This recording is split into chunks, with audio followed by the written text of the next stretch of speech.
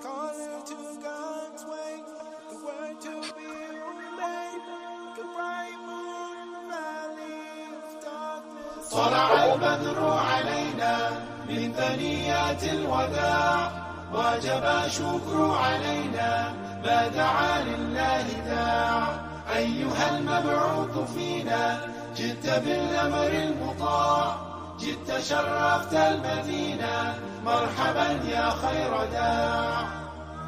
His eyes slowly rising, sunrise warms the horizon, sand dunes form in the distance, he's up. Assalamu alaikum, everyone. I'm Hamza Raddad. I'm Rania Ahmed. And today we'll be your hosts for MYNA's late but not so late show. This time we're talking about some DEI topics. So that's diversity, equity, and inclusion. So we have a great night lined up for you guys, inshallah. We have speakers, workshops. So inshallah, it'll be a great time. We have a surprise at the end. So stay tuned. We have a secret little thing gonna drop at the end, inshallah. So yeah. So we're gonna pass it on to Sajud, who's gonna introduce our speaker, inshallah. Right, inshallah. So everyone. My name is Sajud. I'm 18 and I'm MYNA's communications chair, and I'll be introducing Sister Zahra Bilo. Sister Zahra is a civil rights attorney and the executive director of the San Francisco Bay Area chapter of the Council on American Islamic Relations. In the course of her work at CAIR, Zahra is frequently seen at mosques and universities facilitating trainings and workshops as a part of CAIR's grassroots efforts to empower the American Muslim community and build bridges with allies on civil rights issues. She also provides direct legal services with victims of law enforcement targeting and Islamophobia. So welcome, Sister Zahra. We're so excited to have you. Assalamu alaikum, Sujud. It's so good to be here. I'm honestly excited every time MYNA reaches out and I have the opportunity to work with you all. MYNA was around when I was your age, but I didn't have access to it and I wasn't connected to it. And I'm always, I feel younger when I do work with you all. And I also feel jealous because I wish I had the opportunities that you all have. And so it's my humble pleasure to be here with you this evening. I'm also just so proud of young people coming together to work on Islamic activities over the weekend. Somebody said to us the other day, they were like, there are other things you could be doing. And we're so glad that you're doing this. I'll jump right into it if that's okay. I've got just a little bit of time with you all on a very big subject. And so really for me, the starting point is that this is an opening conversation. I hope that everyone that's tuned in tonight or is thinking about DEI understands that we can't just have a one Saturday session about it. It has to be something that is top of mind for all of us. When I saw the subject request, like talk to us about DEI, I thought of all the corporate terms around DEI, all of the college admissions language around DEI, and everything that we're seeing in mainstream news these days. And initially I was going to start there and talk to you about like affirmative action and how we ensure that everybody feels included in the workplace. But one of the most important things about being Muslim is that so many of these social justice concepts that we're talking about in today's language and curriculum, so many of the trendy developments that we're pursuing are actually rooted in our faith. And so before I get into a definition of DEI, I'll tell you what came to me from an Islamic perspective when I saw the subject, right? So I had to dial it back and be like, no, Zahra, like we don't start with the corporate. That's not actually where we're driving our values from, where we're deriving our values from. We don't start with what's on Facebook or Instagram or Twitter, what people are talking about now or what's very trendy. We have to come back to our roots. And so I was thinking about the verse in the Quran, we created you from a male and a female and made you into nations and tribes that you may know one another. Verily, the most honorable of you with Allah is that who has the most taqwa. Allah is all-knowing and all-aware. We made you from two people into nations and tribes, right? And so this tells me a number of things. One, that our roots are the same. And I don't mean that we all have the same experience today, or that we're all born in the same place or way, or even have the same access, and I'll come to that, but rather that we do come from the same place. And so this is one of, as a young Muslim, for me, one of the earliest places I saw an admonition of racism, right? Is to say, like, no, you are all from the same two sources. But you are different. We made you into nations and tribes, right? And so you didn't stay from the same two sources. These people spread across the world. And so today you have people who are born in Europe, who are born in Asia, who are born in the Americas, who all trace their roots to Africa. But we built you into nations and tribes, that you may know one another, right? And so then this for me is the last thing I'll say about this verse, which is that you come from the same place, you move to different places, but the goal is to know one another, right? It's not enough or adequate to say, well, those people live a certain way and they do a certain thing. Instead, we're actually supposed to learn about each other. That is the guidance here, is that I can't just sit in my culture and think that that is sufficient. I can't just sit in my experience and think that is sufficient. Instead, I have to get to know all of the other people. I have to learn about them. And why do I learn about them, right? And that's where we'll come into like modern day references to diversity, equity, and inclusion. But before we get into DEI in a technical sense, let's remember what the Quran said. We come from the same place. We move to different places, but that we are also commanded to get to know each other. Another important teaching that came to mind for me as I was reflecting on this topic in preparation for being with all of you is the Prophet Muhammad, peace be upon him's words in his last sermon. All mankind is from Adam and Eve. An Arab has no superiority over a non-Arab, nor a non-Arab has any superiority over an Arab. And so sometimes we see this in our own community, is that there is this preference of certain ethnic groups over others. And here the Prophet Muhammad ﷺ himself tells us there is no rank over the other. We come from the same place and nobody ranks higher than the other. Also, a white has no superiority over a black, nor a black has any superiority over a white. We see Arab and anti-Arab supremacy and racism sometimes in the Muslim community. We see anti-Black racism everywhere in the world today. We see white supremacy as a growing plague, not just in the United States, but in much of the Western and developed world. And so the Prophet ﷺ, more than 1,000 years ago, is telling us that this is something that is not permissible in Islam. And he from whom we derive all of our teachings tells us that everyone is equal, except by piety and good action. Right? And so that is what distinguishes us. That is how one person could be better than another. And of course, we know that if you think you're better than someone else, and that is obviously the first sign that you are not in fact better than them. And so an Arab has no superiority over a non-Arab, nor a non-Arab over an Arab, and then not a white or a black over a white, except by piety and good action. And so the way we rise in ranks in the eyes of Allah subhanahu wa ta'ala, and then by extension in this world, is by piety and good action, not by our race, our ethnicity, our origin, where our parents came from, or anything of that sort. Learn that every Muslim is a brother to every Muslim, and that the Muslims constitute one brotherhood.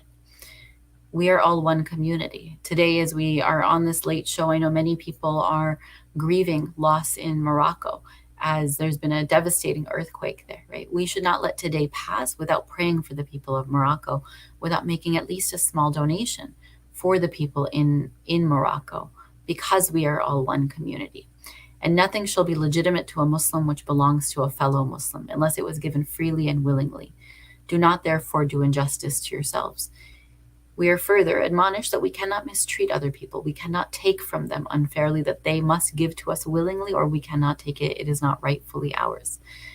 And so as Muslims, when we think about these current day topics that drive our activism, that drive our, for lack of better words, our wokeness at times, remember to come back to the Islamic concepts. I've seen also instances where we go so far in our opposition to white supremacy that we become anti-white, right? And I know that sounds like, wait, what is she talking about? But this is why I want us to remember that we must always be guided by Islamic values when we do this work, is that we can't just be, we cannot become unjust ourselves in our efforts towards justice. And these frameworks that our religion provides us keep us on the right path. They keep us on track.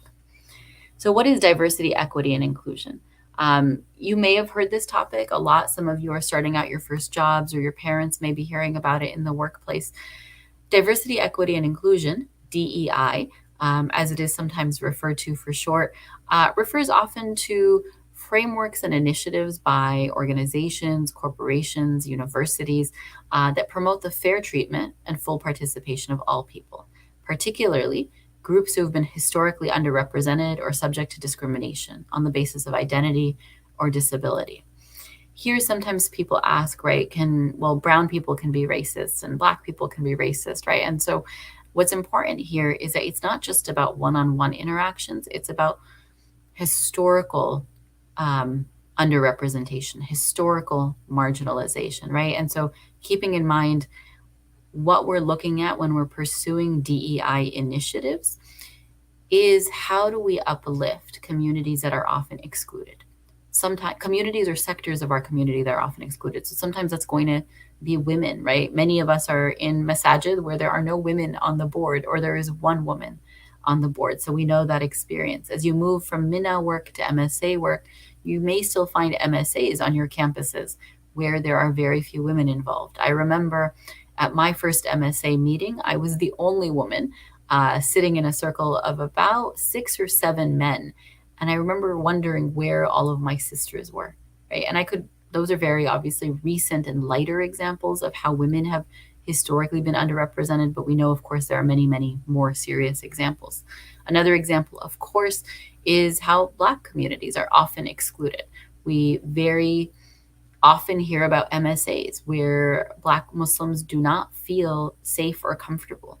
We know that if we look around at some of our universities, Black students are not as many in number as they should be. And if we look in certain neighborhoods, I live in the San Francisco Bay Area, where Black communities have very consistently been driven out over the last several decades. And so more and more, as you look around San Francisco or San Jose, you don't see as many Black people. And so when we're thinking about DEI, it's important to remember that it's not just about like my personal experience, but rather who's historically been excluded and the important work that's necessary to push forward all of those values: diversity, equity, and inclusion. So what is diversity? The practice or quality of including or involving people from a range of different social, ethnic backgrounds and experiences. And so you may look around your MSA, and if everybody is the same gender or the same racial background or the same socioeconomic background, then it is not the case that you have a diverse MSA. You might be lifting up a minority group in general, but it's important that wherever we look, whatever tables of power we sit in, whether that's MYNA leadership, MSA leadership, or inshallah, as you continue to grow older, right, leadership on your university campuses and leadership in your companies. One of the things we always tell people is that when you come to a table, when you have had the opportunity to sit at a table where you've had power, someone has opened up a seat for you, look around the table and ask who else isn't there. And then ask, how do I bring up another chair? How do I expand the table so that more people can be sitting at it? That is essentially what we're pursuing when we're pursuing diversity. Another question the organizers asked me to address is actually one of my favorites when we're talking about how different people are treated in Islam. So there's equity, and then there's equality. And so many times we'll find ourselves caught up in the pursuit of equality.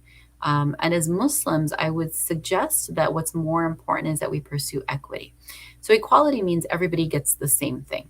So everybody needs to get, hypothetically, a 3.0 to get into the university of choice. But if I went to a lower income, underserved high school, then it may have been more difficult for me to get a 3.0 because I didn't have adequate resources and infrastructure.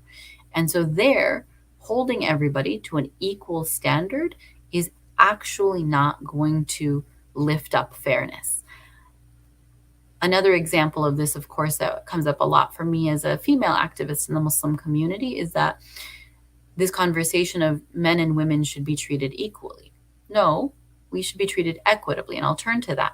But we cannot be treated equally because our bodies are different, our minds are different, our biology runs differently. And so men can do certain things that women cannot do, and vice versa. And if we were to hold them to the same standard, then we would in fact be unfair in certain cases. We do not ask men to bear the pain of child labor. We do not ask women to bear the responsibility of providing for their households. And if we were to ask them to carry equal responsibility, then we would not be setting up either for success. And so instead, in DEI, but also really like coming to the core as Muslims, we pursue equity, the quality of being fair to everyone.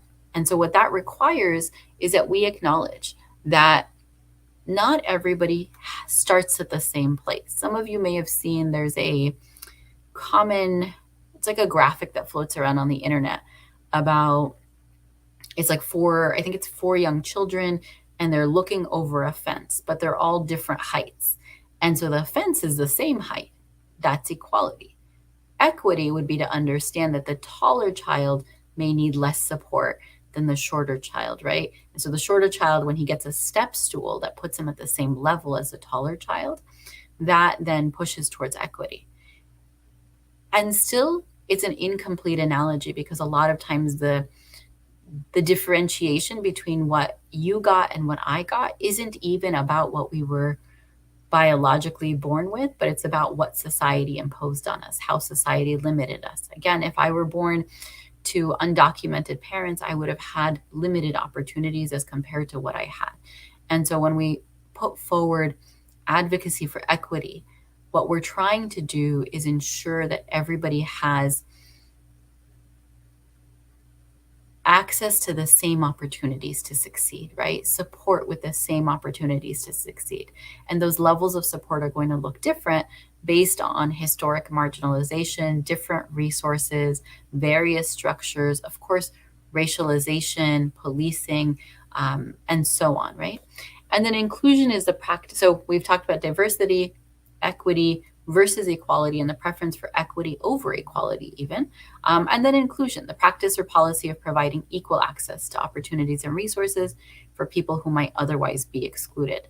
And so again, here what we're saying is we need to think about how do we make things accessible for people?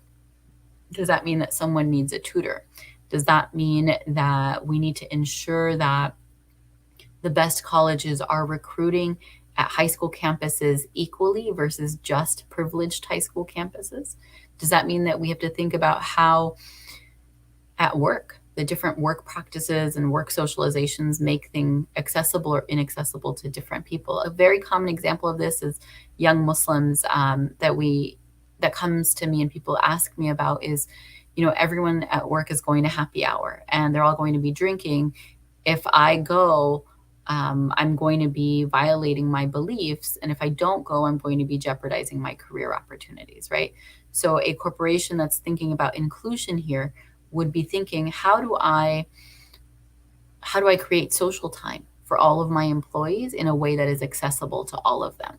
And if I'm not doing that, then I'm not truly being inclusive. So it can't be that I went to an ethnic restaurant for happy hour and that was inclusion. No, in fact, it wasn't. It was tokenization, right? Because what I did is something that felt inclusive, but it was in fact superficial, because if we're all still drinking or they're all still drinking, then the Muslim employees are not feeling included. That was a lot to cover in a very short amount of time.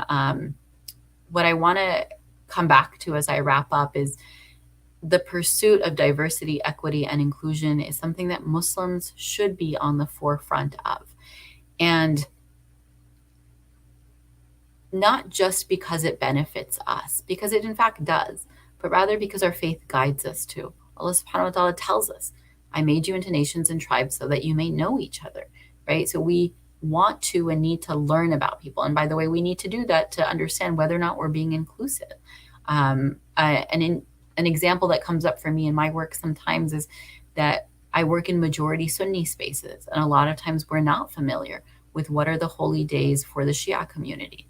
And for me to be truly inclusive as a Muslim leader, I need to understand what is happening in the Shia community, what dates should we be commemorating, and or what dates should we avoid celebrations or big gatherings on.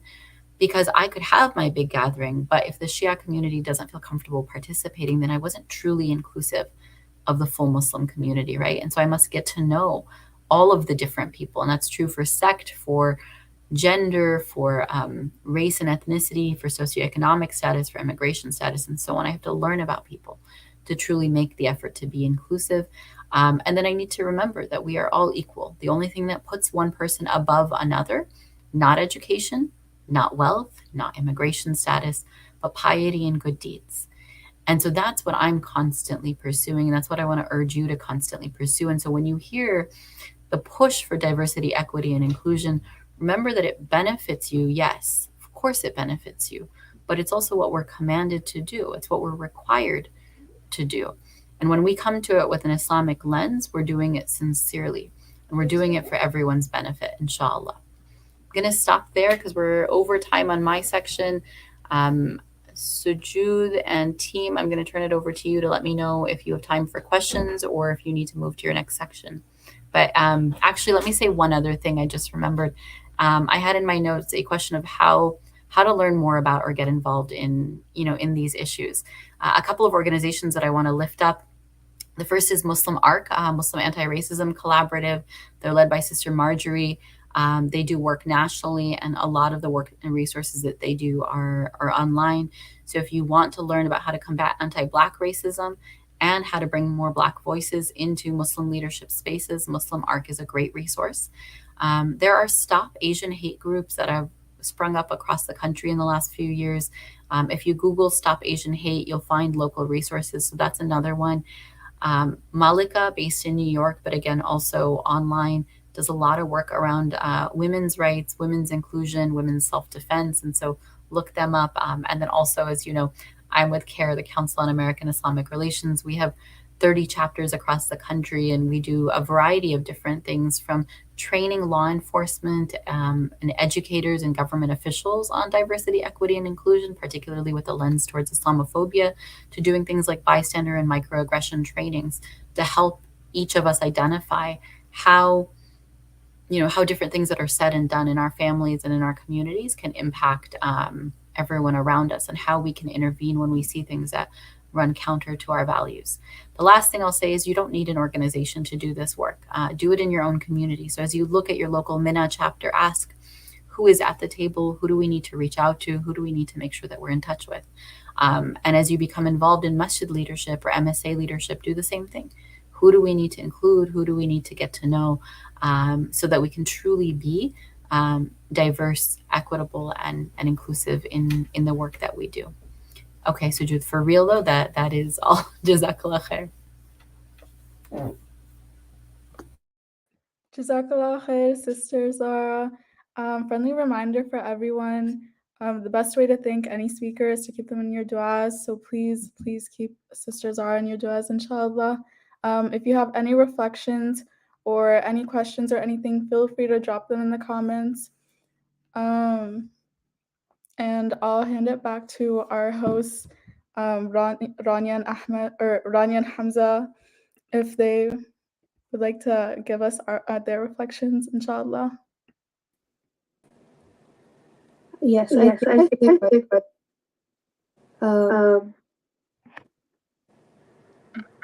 but yeah, I do hear it.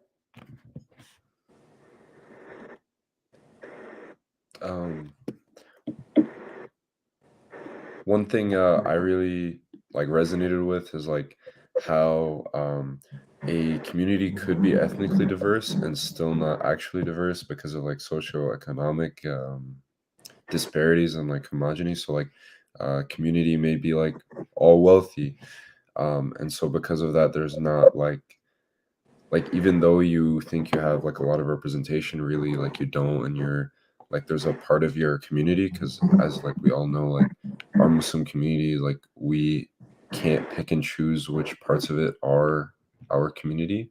So you really need to sometimes think outside the box, as far as like what diversity really is, and like diversity in like what aspects. So I thought that was really cool. Yeah, beautiful. Some thoughts I had was I loved the chair metaphor we had of just imagining yourself on a table, and I feel like we all kind of been through that experience of finally feeling accepted. But if you're truly feeling accepted, who are the people you're being accepted by? You know, like is this actually, who else would you want to have on the table? Like, think about you in a different situation, invite that person to the table you're with, you know. And I thought that was beautiful for trying to check if something's diverse.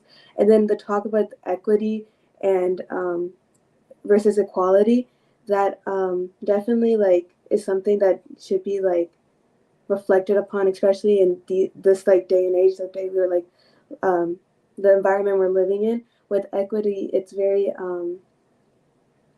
it's true, you know, it's the Islamic perspective, and of course the Islamic advice is always like the way to go. So equity, having the Islamic lens of looking through the world and making sure everyone's supported. That support might be different, but for the same opportunity. So making sure everyone's supported based on what they need to have the same opportunity, which is very beautiful. Lovely, lovely, lovely lecture. Alhamdulillah. Thank you, Sister Zara. I think we will pass it on to Alberta for a testimonial, inshallah. Okay, Assalamu alaikum. My name is Alberta. I am from Houston, Texas, and I am an outgoing South Central REC secretary.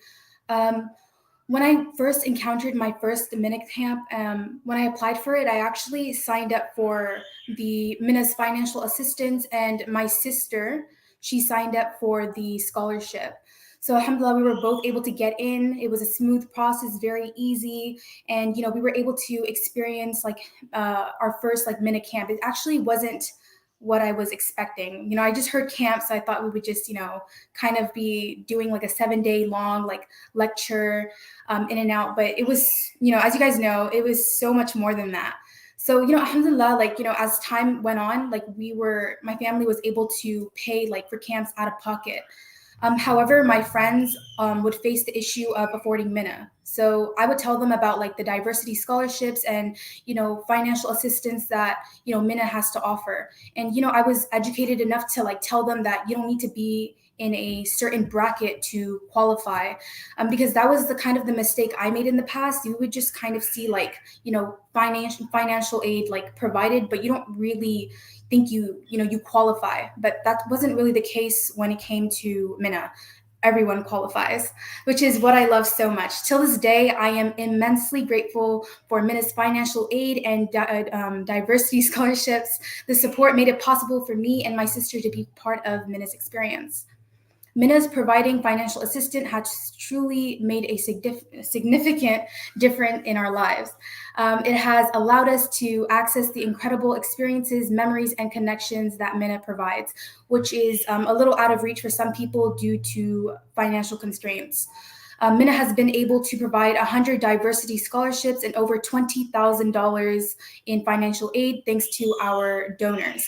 Their support has played a significant role in making MYNA programs accessible to everyone. The positive effects of MYNA on me, my friends, and numerous others cannot, sorry, I'm messing up.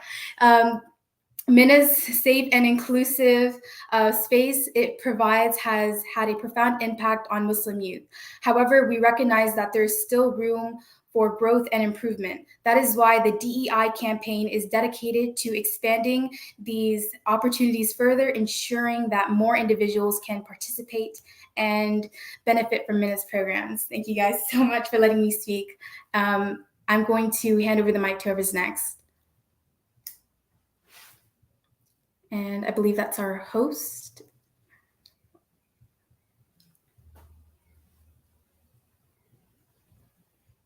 Oh, they're leaving me hanging. Okay. Yeah, so donate, guys. Really great cause. I know. Oh, at mina.org.give. MYNA or /give MYNA.org/give. It's on the banner below. Inshallah also. Oh, sorry. No, I'm sorry. I think it. Yeah, so I know you guys like. I mean, I assume almost all of you have attended, if not all of you, have attended a MYNA camp. If you guys love that experience, and like really benefited from it, one of the best things you can do is help to provide that experience for people who wouldn't have it otherwise. Yes. So with your donations, it's a truly sadaqah jariyah, because it gives people these opportunities, kids this opportunity to have them an experience. So the donation, please donate to MYNA because it truly will benefit. I believe now we're taking a Maghrib break, inshallah, so everyone can go pray their Maghrib, and we'll reconvene in 15 minutes, 10 minutes, I believe. So, yes, Maghrib break.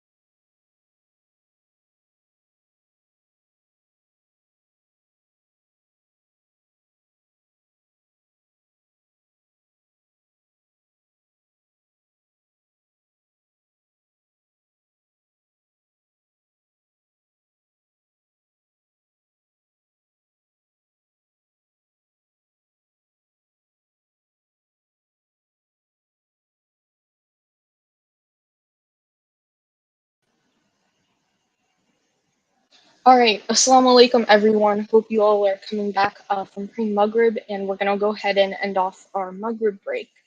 So, inshallah, we're going to be starting with our workshop, and you may have seen our messages in the chat.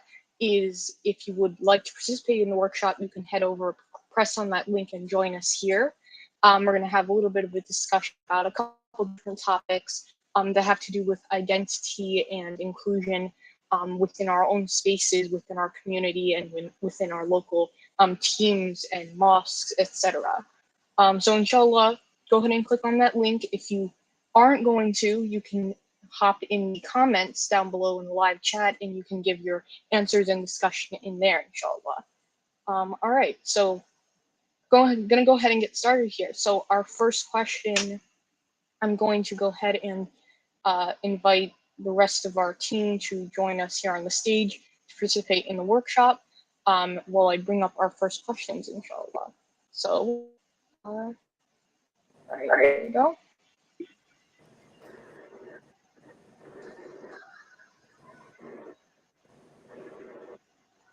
All right, so our first question here is everyone can have different identities that they feel a part of.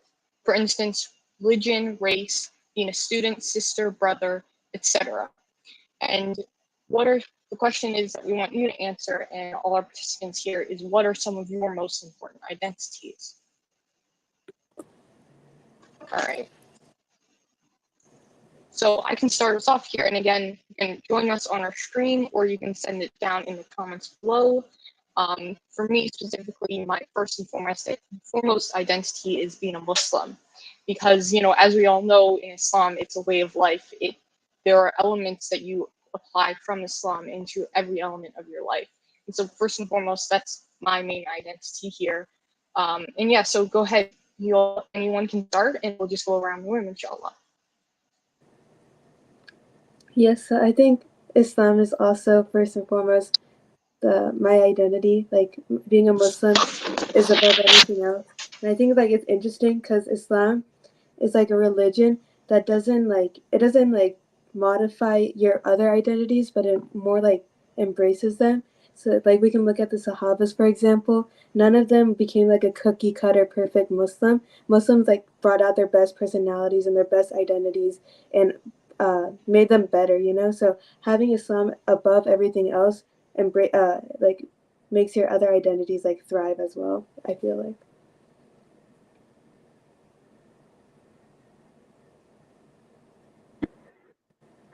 I'd also say. Yeah, no, I go ahead. I was just saying, I completely agree with that. Yeah, I'm also like, I'd say, alhamdulillah, Muslim is like most important part of my identity, but also like a older brother, like obviously and everything else. That's pretty important too. But yeah.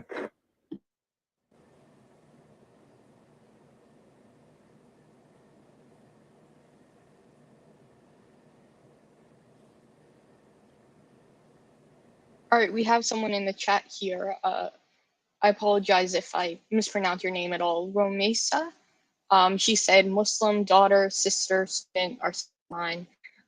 Yeah, definitely, that relationship that you have, with your mother and your father or with your siblings are definitely, it really affects like who you are and how you interact in your daily life coming from that experience. All right, and someone else said their MYNA identity. Yeah, I love that. I think in this space that we've created here, it really brings on a sort of feeling that when you go out in the world, you're representing MYNA and you're representing a Muslim youth, and that really helps you to focus on like what you're doing and the work that you're doing in your community. All right, great, love it. All right, so did anyone else have anything to add? Otherwise, we'll go ahead. And someone here said, yeah, being a part of MYNA again, yeah, definitely. I love that definitely becomes a part of who you are. And yeah, so anyone else have anything to add? Otherwise, we will go ahead and move on. All right, Rida, do you have anything to say? All right. If not, no problem at all. All right, inshallah. Yeah, so that's definitely something that we can all think about in our daily lives. Like, who are we, and sort of categorizing your identity is definitely, you know, a really good critical thinking that we can have. All right. Don't want to go over time here, so inshallah, we're going to move on to the next question. So our next question is, as humans, we all carry implicit bias based on our surrounds, societal views, and roaming stereotypes. What are some practices that can help us stay away from acting upon these biases and respecting those around us that identify in different ways? All right, so does anyone want to start off? If not, I can. All right, go ahead, Alberta. I would say by just following like the, you know, Islam's rules. I feel like that keeps you far away from, you know, like your stereotypes of, you know, your race, your ethnicity, you know, your gender. So just sticking with Islam's rules, it helps you, you know, stay away from those things. Someone else can go next. I'd say Sorry. Okay. Something that I took away from the lecture was like it's like said that we were made in tribes, so we get to know, right? So just learning about the other person and learning about what they think of their identity and respecting their opinion instead of forming your own opinion on something you have no experience behind, if that makes sense. Like, we have the responsibility as being a good citizen, as being a good Muslim, to get to know the people, but we have to fulfill that responsibility and not just be lazy and like make up our own assumption. That's like the problems we are dealing with in these days, if that makes sense.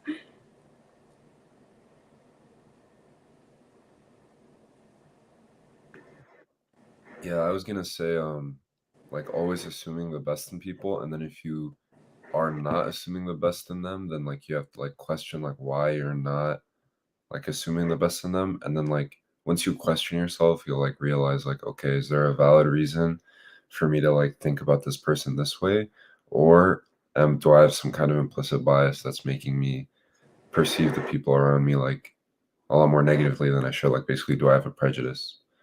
So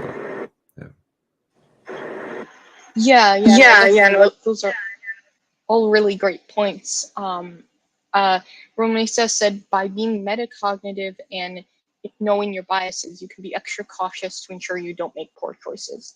Yeah, I definitely love that kind of being in touch with, you know, even if you have a bias, just, you know, looking into that and seeing, you know, accepting it and being, how can I make sure I don't let that affect my decisions? I really like that.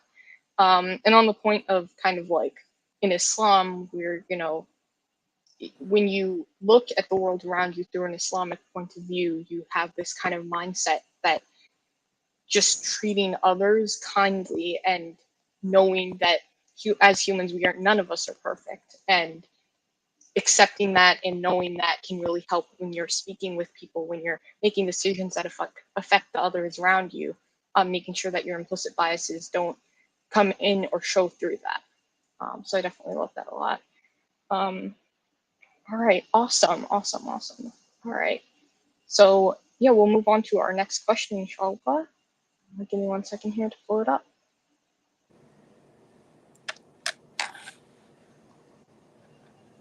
All right.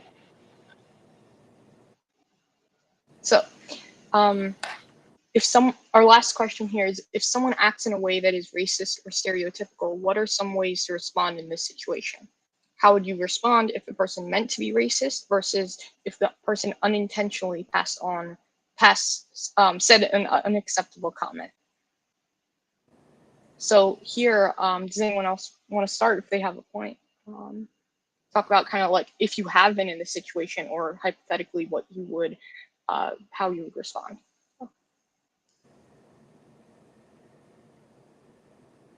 I think kind of having like self-respect for yourself, if it's like, if that makes you uncomfortable, or if it's clearly like whoa, why did you just change the energy in the room, you can definitely like be an example and share that made you uncomfortable, so maybe they'll think twice about what they said.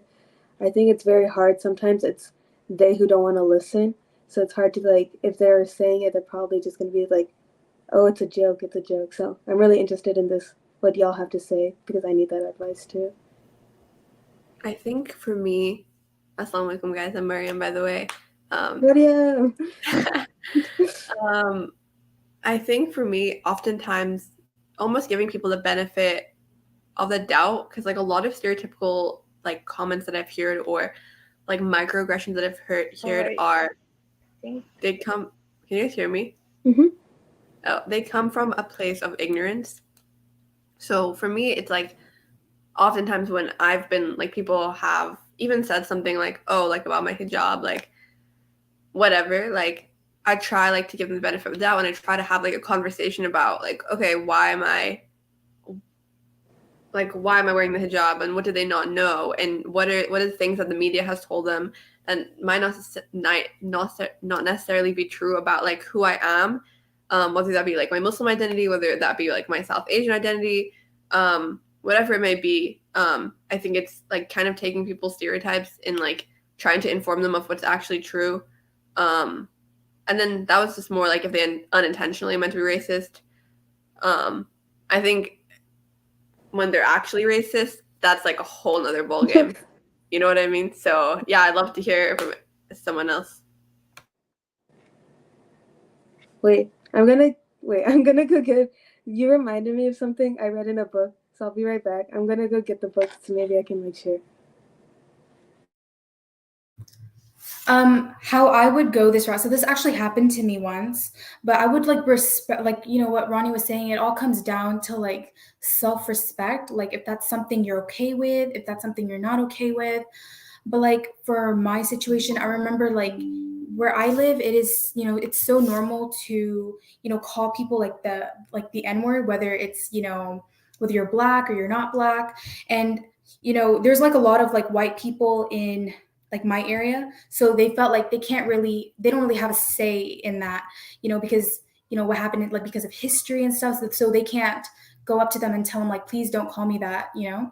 So it happened to me and I just told them like, you know, I just told them like respectfully, like, I'm not okay with that. Like, that's a very like derogatory, you know, name. And like, I don't like it. So, you know, whether they listen or not, but they can choose, you know, everyone has choices. So they can choose, you know, whether to do that next time or not to, but it all comes down to communication. So, yeah. Yeah, I think Alberta. Yeah, go ahead. I think Alberta made such like a good point. You have to like, especially if they meant to be racist, like you can't just like you have to stand up for yourself, right? And then like even talking from personal experience, I know that can be like scary sometimes. So like I commend you, Alberta, for that because it definitely can be so scary to like stand up to the haters. But yeah, it's something you have to do, and you have to like almost it's a part of like being confident in like who you are and your identity. And when you're like comfortable in your own skin, you can be like you can tell people like it's almost like you're strong enough to show that confidence outwardly as well, right? Yeah, no, I really love those points there. And definitely, even if they unintentionally said it, that doesn't necessarily mean like that you should let it go or, you know, be like, oh, it's all right. Because even if they unintentionally said something, you still have the responsibility to educate them and do your best. You know, they're like, oh, I didn't mean to, you know, it still matters. And definitely, yeah. So I love all those points there. And, you know, hopefully we all have, you know, in Alberta's case, again, like standing up for yourself and, you know, hopefully we all can kind of have somebody else to lean on in case we get into situations like that, somebody that we can rely on to be on our side, and can support us, because it can be, you know, very nerve-wracking, because, you know, you're out in public and you're talking to somebody that you know could have some sort of reaction. And so yeah, definitely, you know, that even comes into like the people that you surround yourself with, and making sure that you're in a space that you feel comfortable in and can rely on the people around you. So yeah, thank you so much. Romney said, ask them a question to clarify that can reveal their true intentions and if they really meant to be racist. Then you can firmly but politely tell them that's not okay. Yeah, definitely getting all the, I love that point, getting all the information before reacting is definitely such a great point. And, you know, in Islam, we're taught intentions matter. And so kind of gauging like what their intentions are, asking them and communicating. Yeah, I love that point a lot.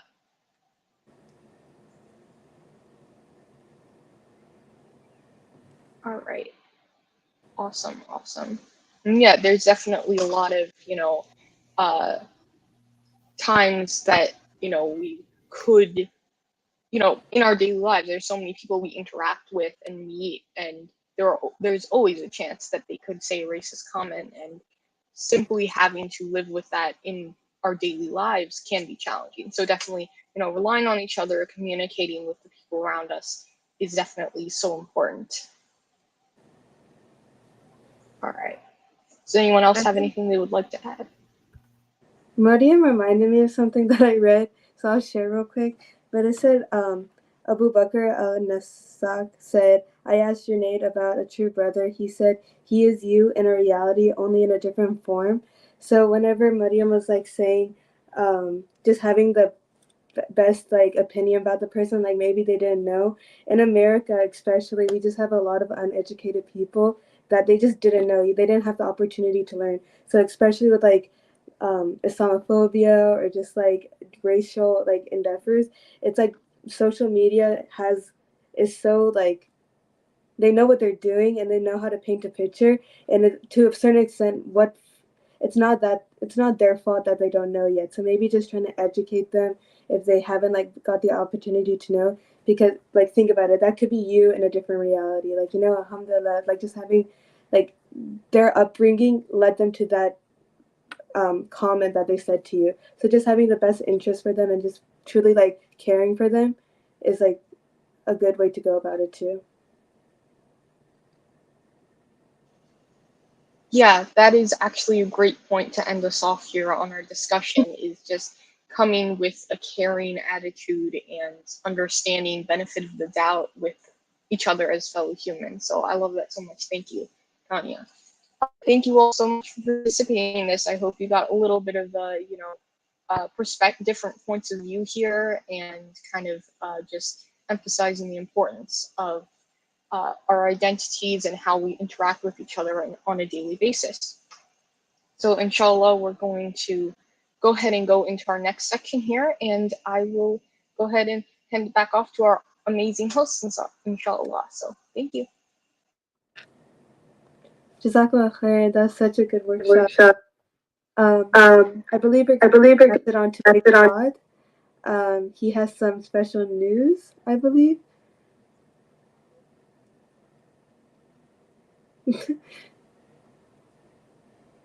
Assalamu alaikum, everyone. So, my name is Migdal Hussein, and I'm the incoming Midwest Finance Chair.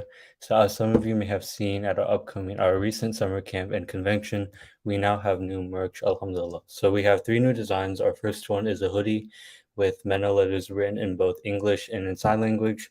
Secondly, we have a shirt with an ayah from the Holy Quran and Surah Al-Hujurat, verse 13, stating, we have created you for male and female and have made you into different tribes so that you may get to know one another. This was mentioned earlier in Sister Zahra's lecture, and we have a shirt with that ayah on it. And last but not least, we also have a new MYNA hat as well. So all these products go back to our DEI campaign, which Alberta talked about earlier, and all the proceeds will go towards our Black Youth Scholarship, which was also mentioned earlier as well. You can find these products at our online store at myna.org or at any upcoming camps or events. So make sure to check them out, make sure you buy them before they sell out, and tag us on our social media platforms at MYNA National with you wearing them, inshallah. So that's all I have. I'll hand it back over to our moderators now. Thank you so much.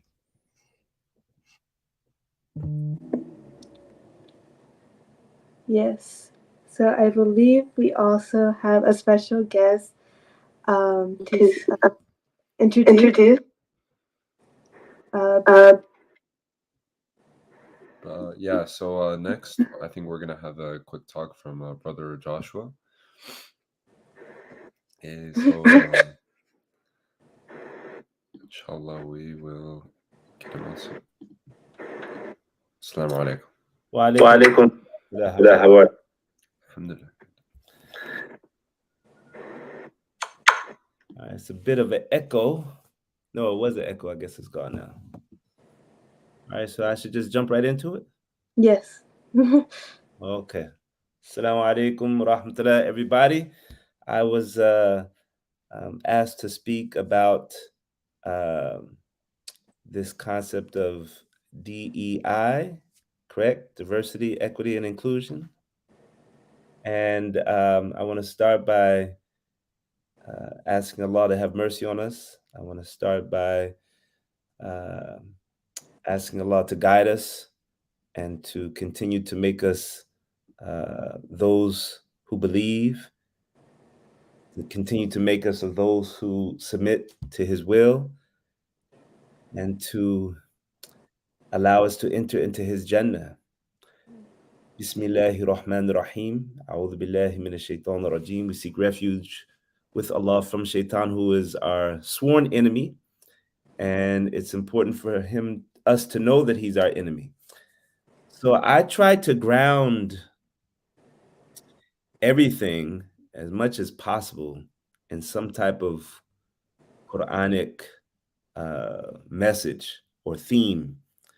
And because I believe the Quran is divine guidance, among many of the names that Allah has given the Quran, it's also a book of guidance, right? So the way I see a book of guidance is it's not going to have every single scenario that you need. It's going to have like a general scenario, and then from that you have to figure out the rest. It's like one of those math books, at the beginning of the section they give you a few examples. You're like, okay, and then once you get it, you turn the page and it's like all this different problems and equations that you got to figure out. And then when you get stuck, you go back to the beginning of the section to explore the example that was given. So that's how I look at the Quran. One of the general themes in the Quran, for instance, is when you're trying to decide what's right and what's wrong. Allah gives us a general guidance with using the example of alcohol and gambling. And he says that these things have some good in it, right? But since the bad in it outweighs the good, you should avoid it. Okay, so that's like a general rule that I can take to anything. I can look at my options and see if the bad outweighs the good, if the good outweighs the bad, and that can be my gauge for how I move forward. So if DEI stands for diversity, equity, and inclusion, sometimes for me to remember it, I switch the letters to make them EID, to make it kind of Muslim-y, Eid, but then as I was reflecting on it for this talk, I switched the letters again, and they don't align too cool, but I will say that this is something that you have to die trying to do. That's how important it is, right? So I say DIE, die. Now, why? Because the D, diversity, I believe, is just a fact. I don't think anybody on earth disputes that we are a diverse people. Humanity is diverse. We have tall people, we have short people. We have people of all different languages. We have people of all different colors. We have different hair. We have different likes with food. We have different traditions, right? I don't think anybody disputes that there's diversity. So that D, to me, is just an acknowledgement, and you can explore that through awareness. That's where studying different, if you take a history class, or if you take a, what's the word that I'm looking for?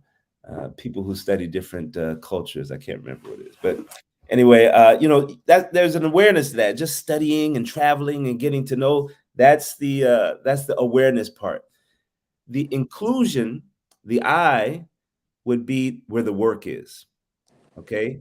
because it is extremely difficult to be inclusive, because as soon as you try to accommodate one group of people, it will make another group of people feel uncomfortable, right? So how do we really include everybody into the conversation? I believe that's where the real work is, and that's where the difficulty comes.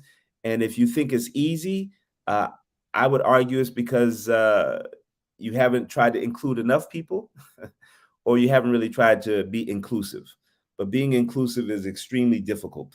Even when you talk about people that have maybe some type of handicap, they often aren't included, and including them is difficult because they're a minority group. So some of the things that masajid are doing, or even newscasters are doing, is okay, now we'll have somebody doing sign language at the Jummah or on television.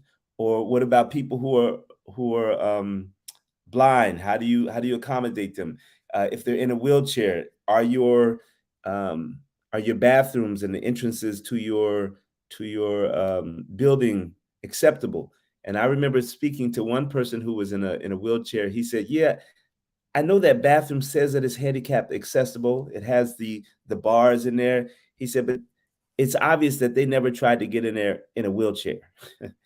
So it's just somebody maybe designing it by what the policy says, as opposed to being in a wheelchair, not being able to move around and open stuff. And he said if it doesn't have a button on the door, sometimes the door is heavy to open. So little things like that. So inclusion is really where the work is. And then the outcome, what I would consider like the goal, is the equity. And I consider that it's almost like a synonym of justice, fairness. The exploration of the first one, exploring diversity, doing the work of including people, bringing people to the table when you want to talk about different complicated situations. You have to bring people to the table, even if you don't like them, even if you disagree with them.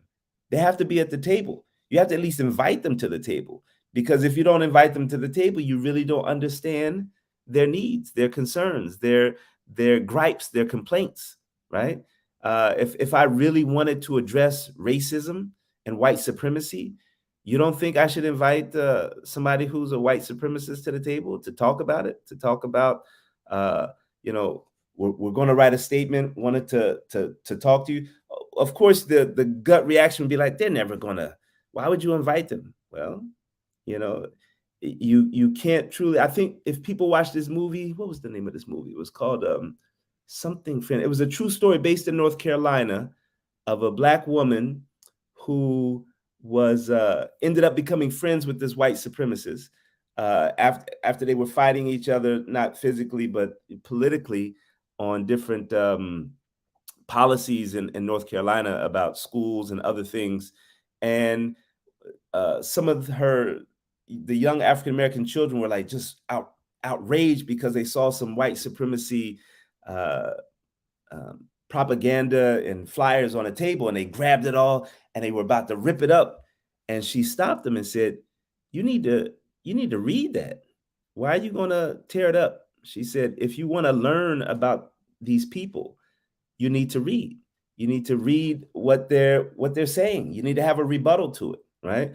So I again, that's why I say that's where the work is, because this is not easy work, and of course, this is all from my opinion, but if you really want to be involved in trying to achieve the goal of equity, you got to do the work of figuring out what diversity is, what it looks like, who do you really have in a room, on a planet, in your country, in your city. You got to do some work of trying to be inclusive, bringing people in, which includes bringing them to the table to even talk about, we're going to design a building that's handicap accessible. Did we actually bring somebody who's different types of handicap to be at the table and to try it out before we design it? And then to reach the goal of being equitable. So the two verses that I want to share with you, that I ground all of this in, is first we'll start with Surah 49. Ayah 13, I think many of you have heard this before, Surah Al-Hujurat, Ayah 13, Bismillahir Rahmanir Rahim.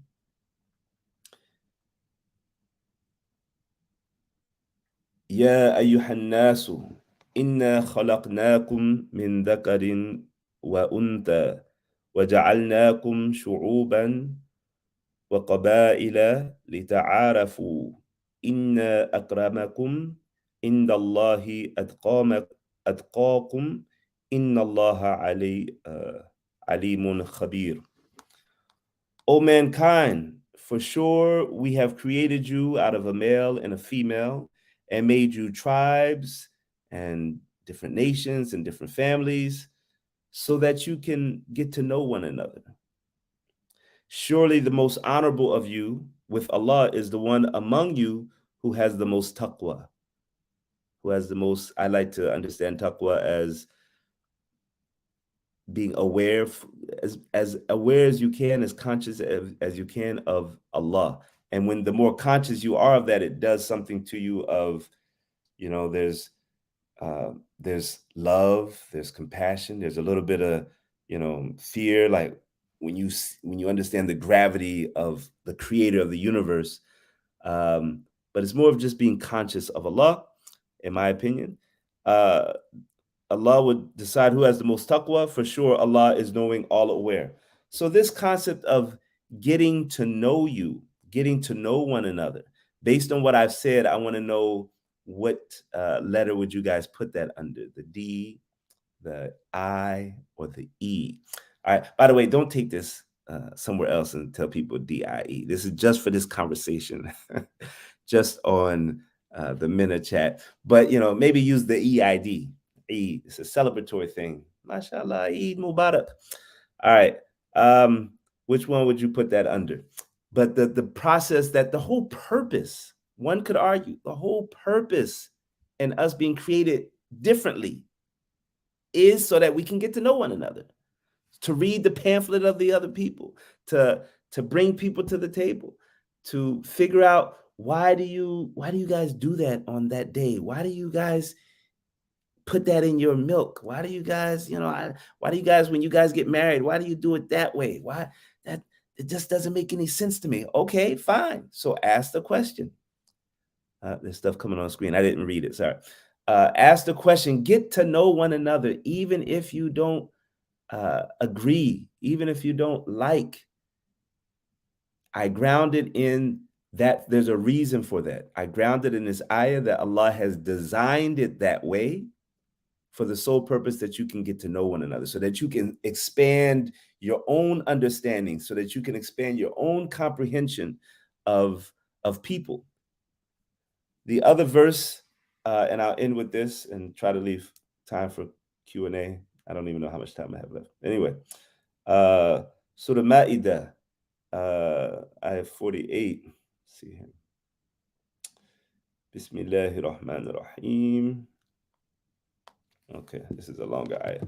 And we have revealed to you the book with truth, verifying what is before it of the book and a guardian over it. Therefore, judge between them by what Allah has revealed, and do not follow their low desires from the truth that has come to you. For every one of you, we did appoint a law and a way. And if Allah had pleased, this is the part that I wanted you to really pay attention to. If Allah wanted to, He would have made you all one people. He made you all the same. But He didn't do that. But He did it, but that He may try you in what He gave you. Therefore, strive with one another to hasten in virtuous deeds. To Allah is your return of all of you, so He will let you know what you differed in. Okay, let me summarize that, since I didn't read it so smoothly. If Allah wanted, He would have had us all the same, not different types of communities. You would have been all one, the community, same community, thinking alike, walking alike, laughing alike. Everybody get the same jokes, eating the same food. Everybody would have been the same. But we're different, and that difference creates tension And through that tension, by the way, this is my own, I guess, understanding of the ayah. Don't want to say tafsir, but my own understanding of the ayah. Those differences create tensions.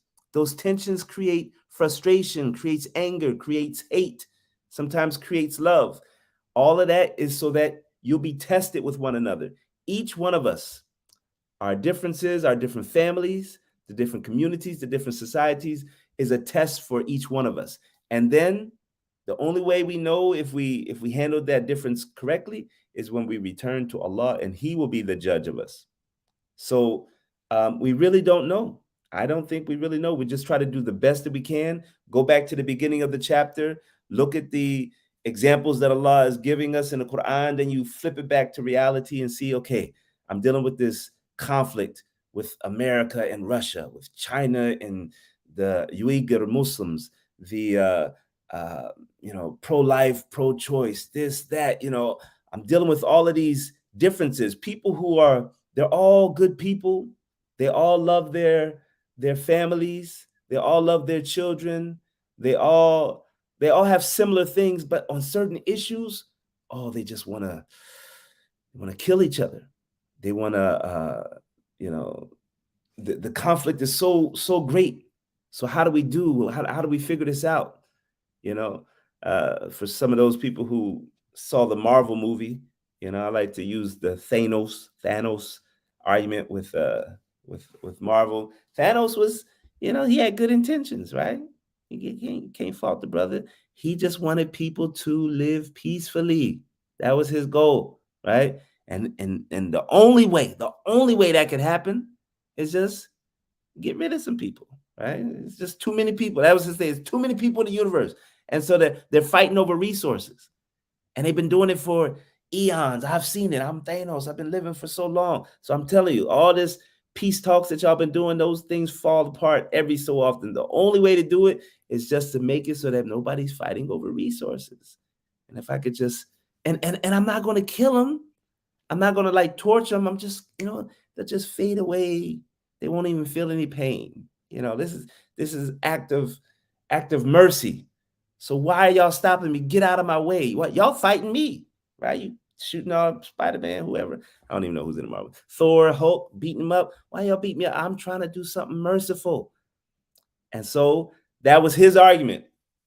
And the other side was like, no, we can't let that happen. It's so I don't care if there's nuclear wars and all this pain and suffering that's happening. We can't let you just wipe out half of the universe, and he's staring at them like, you idiots, look at, you try to stop me, but look how many people are dying and suffering and torture and murder. That's all happening. I'm trying to stop it. So Allah's going to judge Thanos and Thor and Captain America, right? Everybody's doing what they think is right. Another hadith, I'm sorry, I said I was going to end with the other one, but I'll end with this one. That you should help your brother if he's being oppressed, and you should help him if he's the oppressor, right? So the companions asked, well, that don't make no sense. If he's being oppressed, okay, we know how to help him, but what do you mean you want us to help him if he's the oppressor? And Allah says, Rasulullah sallallahu alaihi wasallam says, you help him by stopping him. So that was the framework of Marvel. Like Thanos is he's just trying to be too oppressive. It ain't that we hate you, you're doing your thing, but we have a responsibility to stop you because we've made the decision that you are being oppressive. So we're going to try to stop you. He's made the decision that he's doing good, so he's going to fight through us. We're going to be fighting. Allah will judge us on the day of judgment. So I hope that, kind of gives you some of my views about diversity, equity, and inclusion, diversity, inclusion, and equity, and that it starts with the awareness of figuring out the diversity of our community. Then the work comes in trying to be inclusive to try to eventually achieve the outcome of being equitable, just, and fair. And may Allah guide all of us. Wassalamu alaikum wa rahmatullah. Jazakallah khair, Brother Joshua, for that amazing lecture. We have a few questions. Do you think you have some time to answer them? I have some time. Did I end on time? Yeah, thank you. Just actually perfectly on time. So our first question was from an unknown person, but they said, how would you include a minority to the majority? That's too broad to answer. If you had a specific thing, I give maybe a specific examples. But I do believe that it starts by inviting them to the table to have that conversation, right? So let's try to use, women. Okay, they're not a minority, but most of the time you don't see them like you should on flyers of lectures or conferences. Uh, their facilities in many masjids is not equitable, right? So when you start talking about, okay, we wanna make some changes, make the sisters more comfortable, then I again, you better have a bunch of sisters on that committee to make those decisions, and then those sisters need to work to make sure they have diversity amongst themselves of Sudanese, South Asian, Arab, African American, Latino, but sometimes, how are you going to make a plan to do something for the sisters if the sisters aren't involved in the decision making? How are you going to, um, you know, uh, there's a big divide in the with the queer Muslims or things like that. How are you going to make a statement or something about queer Muslims if you haven't invited them to talk about it, right? How are you going to do something with Shi'i or Ahmadiyya or Salafi or anything if you haven't invited these people to the table? So I think whatever you're dealing with, it starts by bringing them to the table to have a conversation, and say, hey, this is something that we're wanting to do. What do you think? What's your feedback? What are some landmines that we need to be aware of? So whatever minority that you're trying to include into the majority, it starts by bringing, in my opinion, it starts by bringing as many as possible of those minorities to the table to talk about it. And hopefully you've done some of your homework as well by reading up before making a phone call. Jazakallah khair for that. Our next question comes from Sister Zara. She says, how do we overcome our biases and truly have a conversation with other kinds of, people?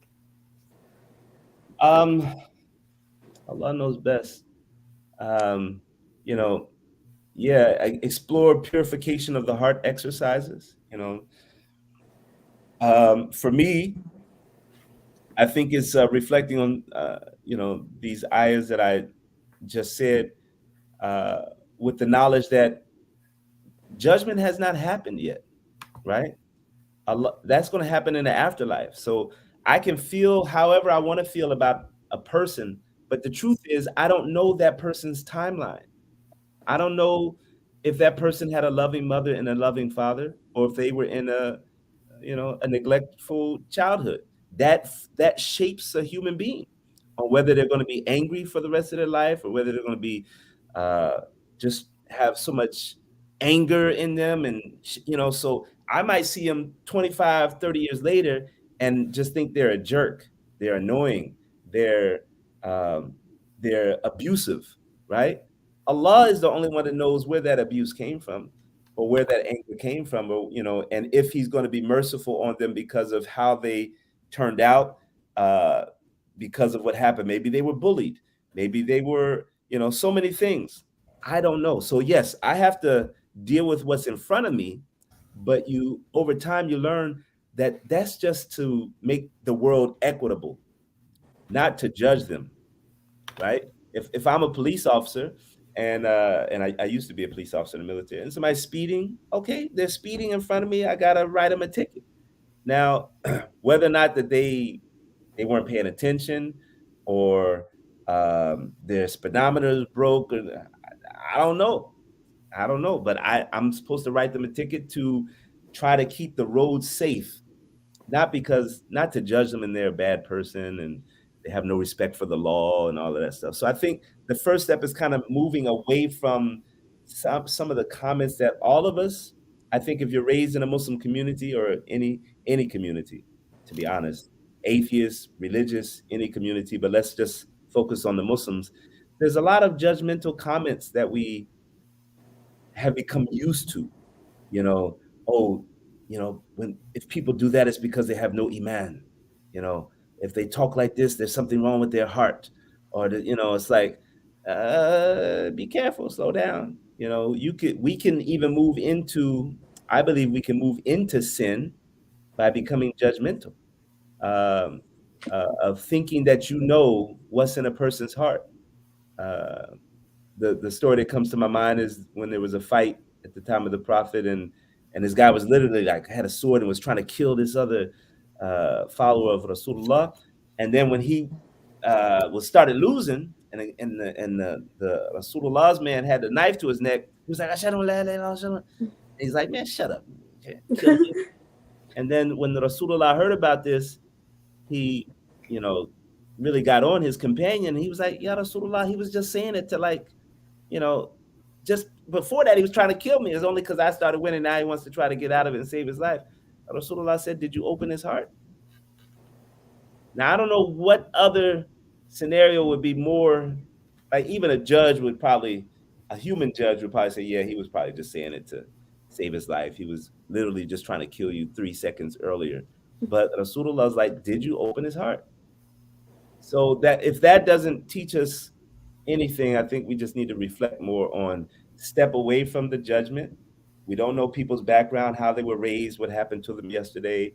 We only know what they did, and we can say, we felt like that was wrong, that action was wrong, and therefore this is my responsibility to respond to that action, but not to judge you and say that you're a bad person or a bad human being.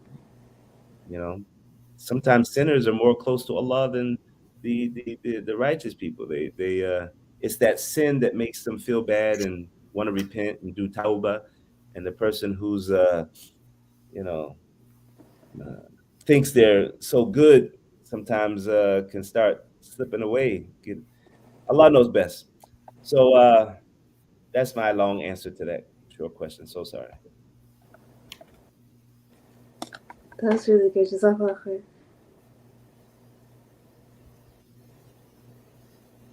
I believe we have another question. What would you say are the most important spaces to work on DEI, and what are some practical ways we can improve? Our school, our mosque, our family, etc. When you're practicing to do something, you want to start with what's easiest, and then get good at that, and then go towards what's harder. I think that's a good rule. So it depends. If you got a pretty healthy family, maybe start there. But sometimes the family is the hardest place to work on inclusion. There's so much pain and hurt in some of these families that you're not ready to jump into that. People not talking to each other, brothers not talking to sisters, fathers not talking to wives. Is this uncle can't come over because he's like this. So sometimes family is the last place. So I would say evaluate whether it's the masjid, family, the community, your school, which one feels easy to you.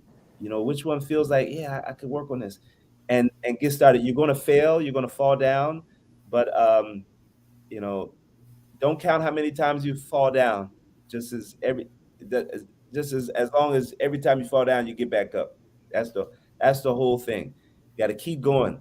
That's what sabr is, at least in my opinion. Sabr is this concept of don't quit, keep going, get up, try it again, and you be patient with however long Allah makes you wait for the reward. That's where the patience part of sabr comes in my opinion. But it's really about like, just keep going, don't give up, be steadfast, persevere, and be patient with the results. So yeah, if your school is easy, try your school. If the masjid is easy, try the masjid. If your family is easy, but start with what's easier and then grow to what's harder, because it takes practice. It takes a lot of practice. SubhanAllah, it's very good advice. We have another question. How can we encourage people we know to overcome their own biases without directly implying they have biases and making them upset? right. Let me hold that there for a second. Let me read it again. How can we encourage people we know to overcome their own biases without directly applying all that?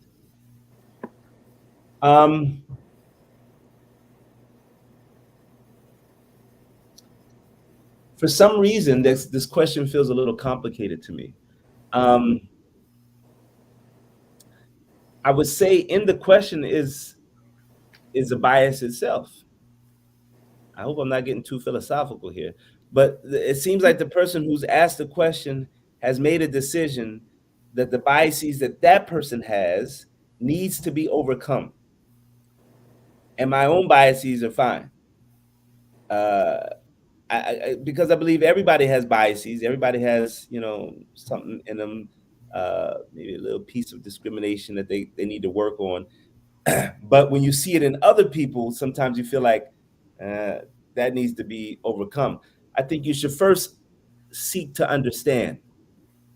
So before you fully think that their biases need to be overcome, I think you will have success in not getting them upset by starting with, can you help me understand why you don't like dark people, or why you don't like hanging around people who are too extroverted, or why you don't like whatever it is that you feel that they're doing that needs to be overcome. Put the work in to understand why they are that way, why they feel that way. And I'm telling you, it's going to be hard, because the first thing that they're going to say, probably your gut reaction, is to correct them. It's because they're stupid. Oh my God, why would you say that? You're being you're stereotyping, right? Don't try to correct them. If you're trying to correct them, or in your mind you're already thinking of a response, it means you're really not trying to learn. Try to research. You guys are young, bright students. Research starts with asking questions, not really trying to correct the person that you're asking. Just, you find out, have a good question. Wonder why, and where did that come from? Just research, get it. Lita arafu, that first ayah that we taught, so that you can get to know one another. So spend the time to getting to know this racist person, this person with all these biases, this person that's just discriminates. Learn them, figure them out. I almost guarantee, I don't want to guarantee, but I almost guarantee, through that dialogue, which isn't going to be one conversation, it's probably going to be like multiple conversations over a period of time. Through that dialogue, there's trust that will be built, there's respect that will be earned. And then when you're ready to try to correct or move them past the biases, you're less likely to upset them. It's not impossible, but you're less likely to offend them, because you've put in the work to get to know them.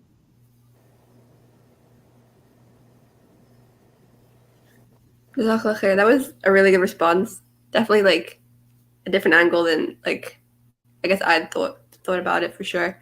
We actually have a MYNA national.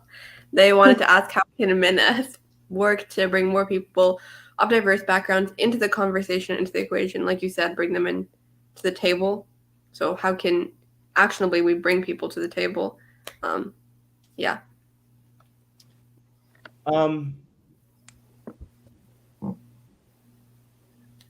It's, in some ways, it's easy to bring people to the table. It's just an invitation. In some ways, it's not easy to bring people to the table. For instance, if somebody decides, oh, we don't have enough Muslims involved in our committee. Yeah, we heard this, we read this book that we should invite them. We need to bring them to the table. Okay, cool. Have them come on Friday, at this meeting between 1 and 3. Right? So that's not really going to work for a lot of Muslims. So it's easy. Yes, you just invite them. But sometimes if you set what you've invited them to can say that they're really not welcome. So you have to be careful, right?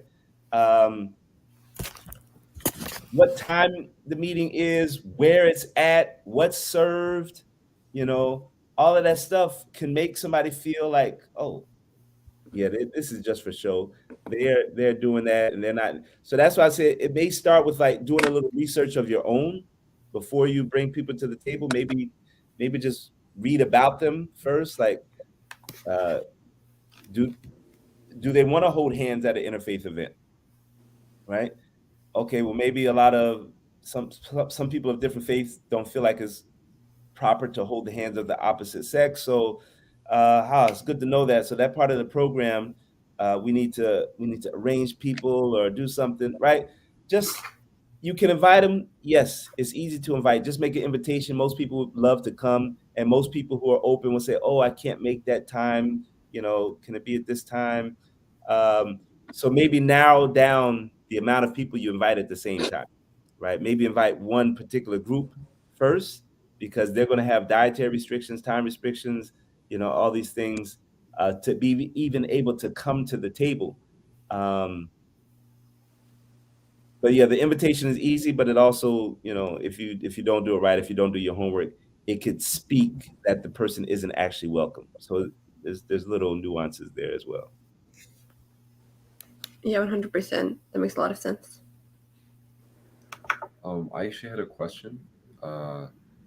So like how can we like draw the line between like allowing for different opinions and then allowing for like things that are like I don't want to like be extreme and say like some opinions are like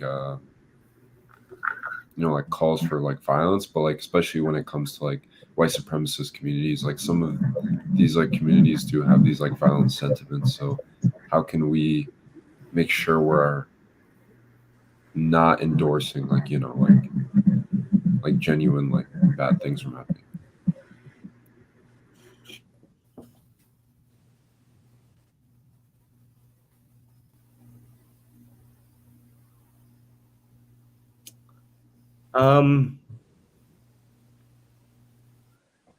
Well, first, I think it's important not to stereotype. So just learning how to speak solves a lot of issues. This is what I've learned over my years on Earth is putting time into learning the best language to use. Allah says in the Quran, communicate in the most beautiful of ways.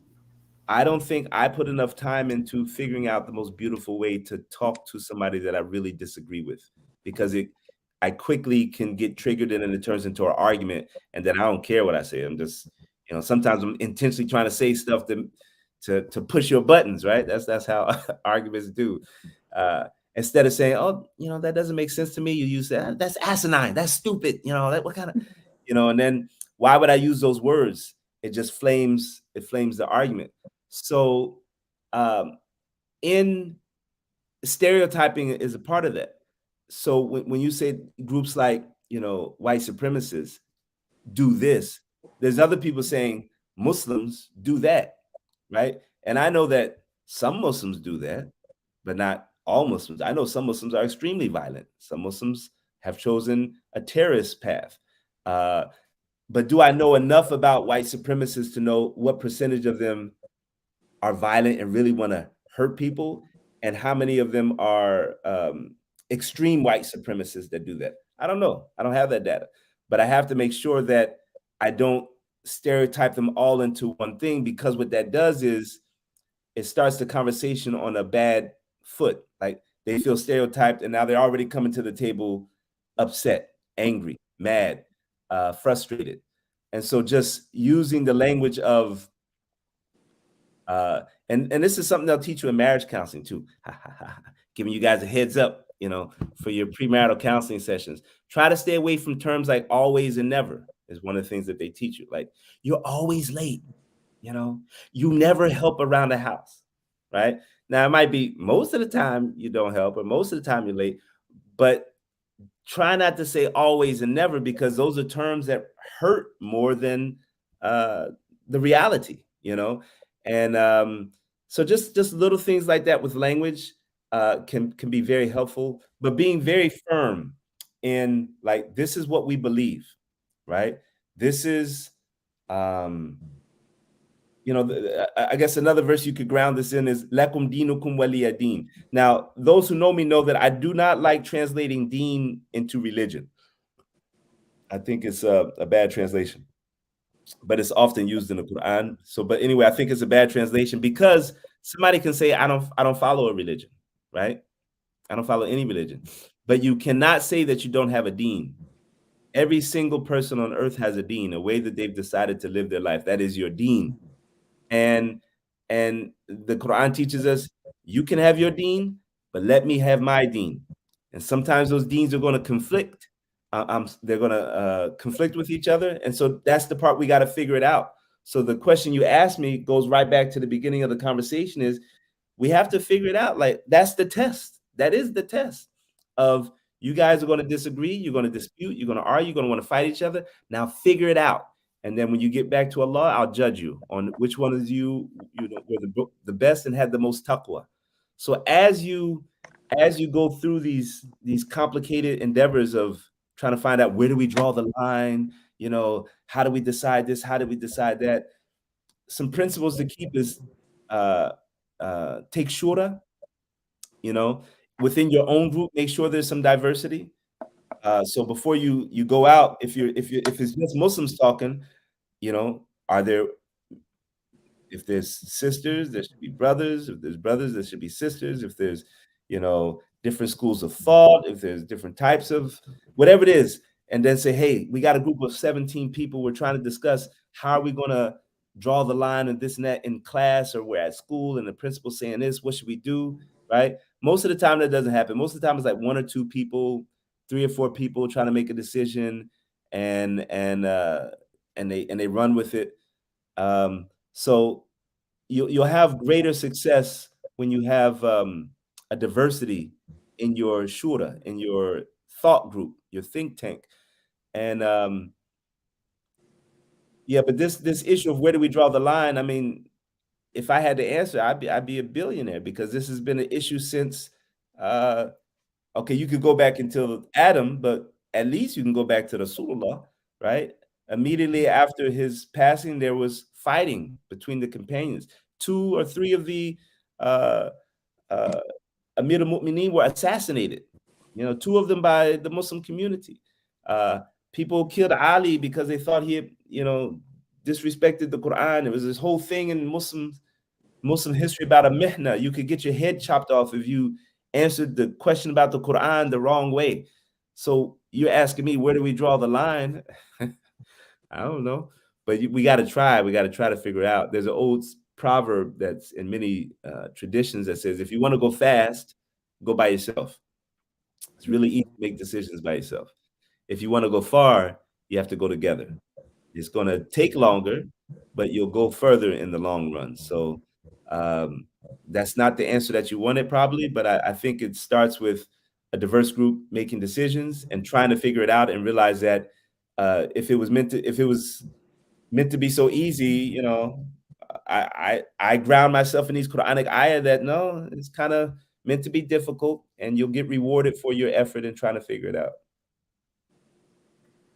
Jazakallah is very helpful. Okay, so I think we have. Sorry, let me be Hamza. So we have one final question. It says, Brother Joshua wants you to answer. Should everyone watching support and donate to MYNA's diversity scholarship and DEI initiatives? That's a question for me? Yeah, I think that's a question for everyone here. Why should everyone watching support and donate to MYNA's diversity scholarship and diversity, equity, and inclusion initiatives? I think because you can obviously see, based on this webinar or this StreamYard presentation, that MYNA is trying, right? They're really trying to put the effort into figuring this out. And money helps anytime you're trying to do something, right? So if you believe that this is like a good effort, then you should support it. If you have the means, this is definitely a good effort. They're trying to figure it out. They're trying to be more diverse with their youth camps, and that diversity means that helps more youth. So they don't want to help, just one type of youth. MYNA is trying to help as many different types of youth as they can, and it's very hard to do things without money. And some of our predecessors knew that, so almost all of the famous Islamic schools were started by women who had some money and saw the importance of education, and they would start an endowment. And look how many people have been educated because of that. So you just have to believe in it. If it's something that you believe in it, if something that you've heard tonight has inspired you, know that this organization is really trying to step into that line of work, and they need some funds to help them do that. So may Allah bless you. If you have the means, please donate. Inshallah. Jazakallah khair, Brother Joshua, for speaking with us. I think our hosts are going to end us off for the night.